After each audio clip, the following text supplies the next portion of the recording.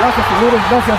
Ay, ya Ahora, se la pagué. hágame favor de invitar a la gente, pues, inviten a la gente para que baje a apoyarnos No, a nosotros. No les vamos a defraudar, el Jacalteco está presente y vamos a ganar. Bacanita, buenamente estoy con ustedes. Entonces, por favor, señor Don Folclórico, ayúdeme, ayúdenos al Jacalteco. Eso estamos haciendo. Gracias, pero ojalá sí. que venga la gente. Gracias, Ojalá es lo que Jacal, puro Jacalteco eso. O masticar.